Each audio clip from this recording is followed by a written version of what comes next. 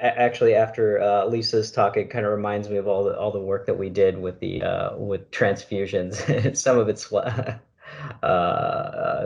flashbacks, and actually, I'll get in a little bit into it in the sense that um, it's a way that we improve our data at Columbia. But today, I'm going to talk about just at a very high level how we use kind of the OHDSI stack at Columbia. So slightly different from the other two use cases. I'm going to talk more broadly.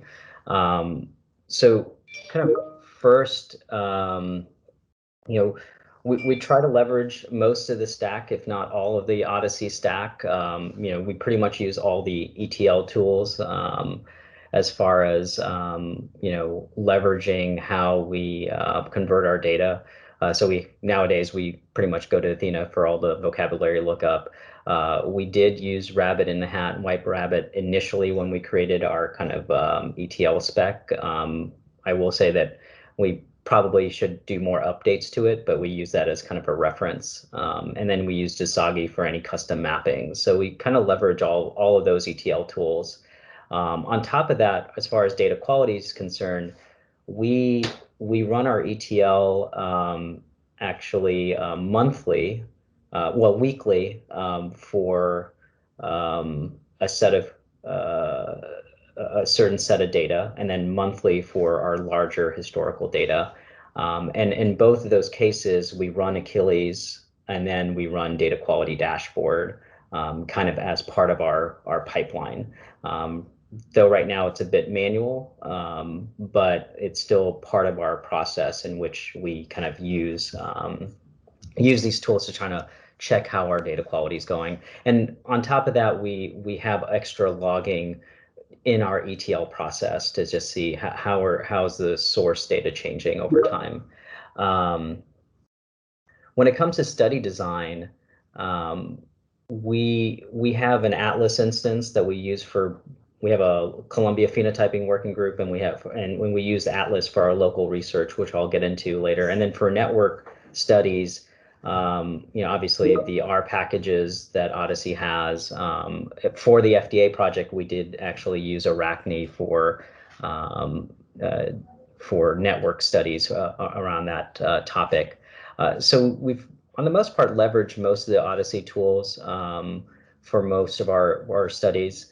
And found it to be really useful. One thing that we're kind of pushing more on is leveraging more of the Hades packages locally. Right now, we're really focused on running Atlas, which is great. But I think expanding upon that and building on like custom R packages using Hades would kind of be the next kind of step.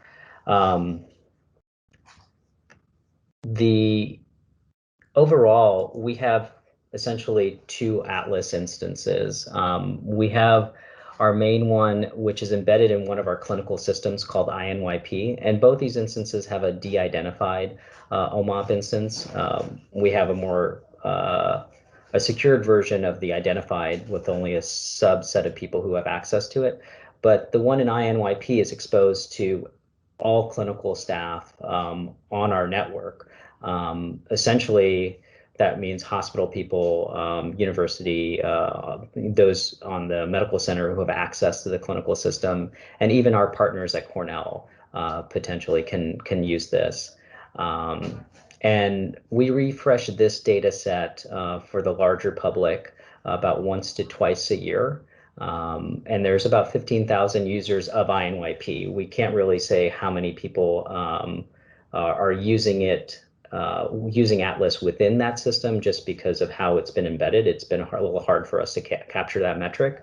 But the first time we deployed this in our clinical system, we got a feedback email through INYP where the clinician was like, "Can I have this for my patient list?" Right? They were like, "This is great."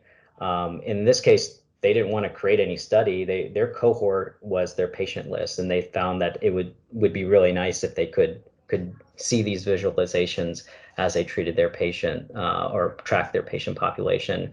Unfortunately, because of IRB reasons, we never were able to actually put this in for an identified list of people. But it was kind of interesting seeing how clinical users discovered it and found it a potential clinical use case for it.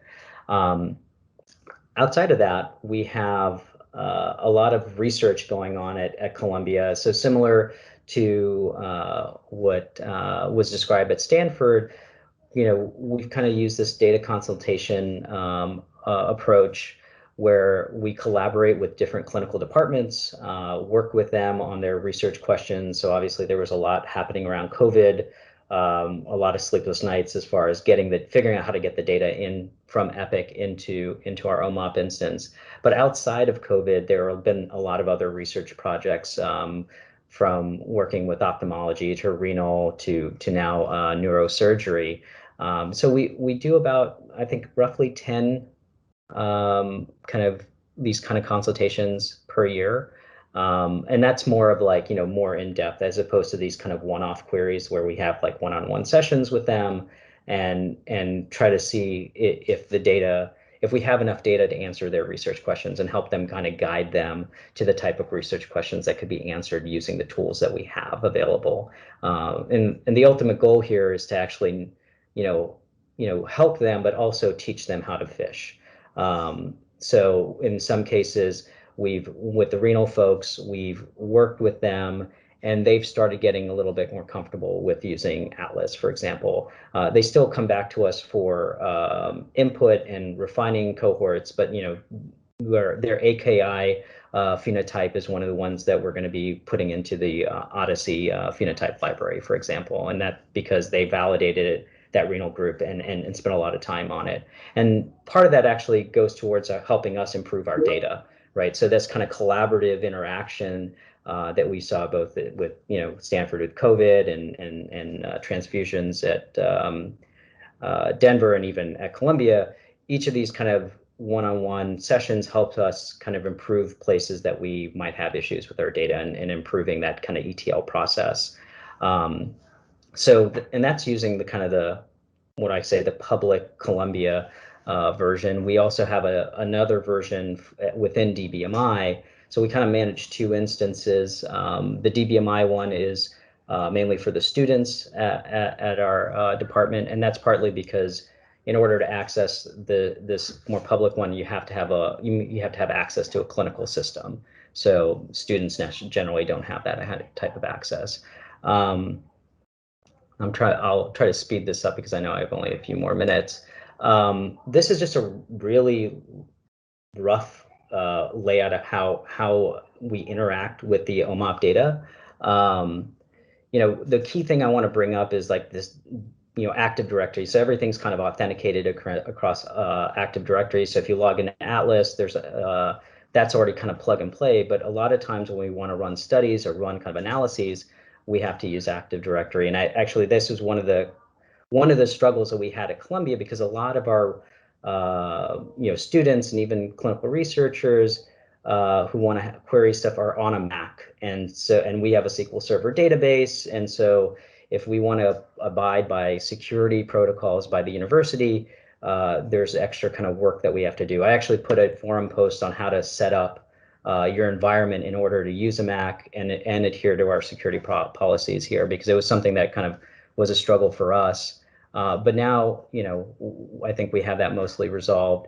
What we've done in Atlas, we try to be 2 minor versions behind whatever's the main most recent release of Atlas, just to for us to get used to the new features, as well as finding out any bugs that might arise, so we don't have too many upgrades. The other thing is we try to document as much as we have at our institution. So all our ETLs are in a local Git bucket, where I think most of them are all public. So within our organization, they can go and look in our ETL. I think we even took the Clarity OMOP ETL code and we posted it on Epic's user web for those following what Spectrum Health did with kind of sharing their ETL code within the Epic user web. But again, we have a Confluence page where people can go and kind of look at, what did we do on our ETL? And so hopefully improving kind of the transparency of what we're doing with our ETL processes. I'll end with this kind of, talking about how we use Atlas, and we've been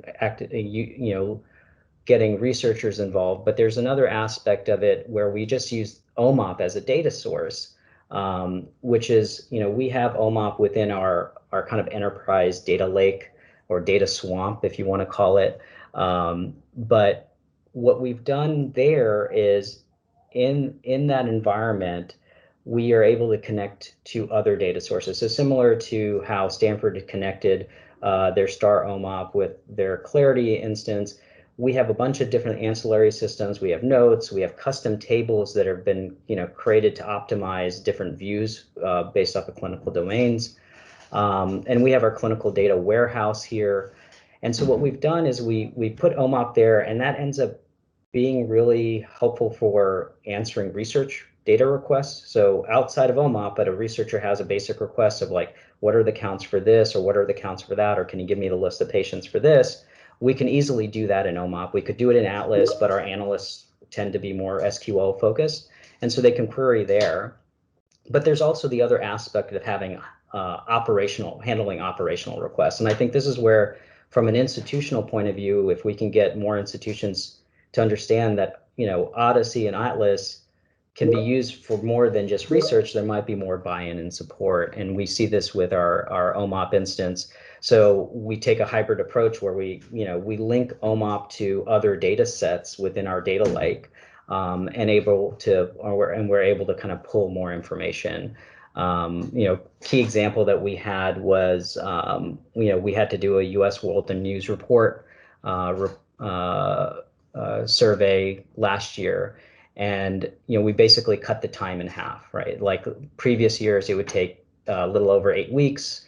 We did it in less than 4 weeks. And there used to be, I think, 30 people doing, 25 to 30 people doing that one module within the U.S. News and World Report, because OMOP does, we're not able to automate everything, but we were able to automate a decent amount, and they would still need manual abstractors. So we were able to then cut that by 80% as well. So where they had 25, 30 people manually abstracting, we cut that down to like 10. And then, reducing that time. So the number of effort as far as individuals and programming time was cut down significantly as far as FTEs. And then subsequently, we have a reusable code. So this coming year, we're going to use that same infrastructure and be able to answer those U.S. News and World Report questions that way. And I know Epic and other vendors have their version, but when you have a system that is historical and you're connecting a lot of historical data, in the Columbia's case, we just switched EMR, so we can't answer all those questions within one EMR system. This is another kind of source that OMOP's kind of helped us with. So with that, I'll just kind of end there.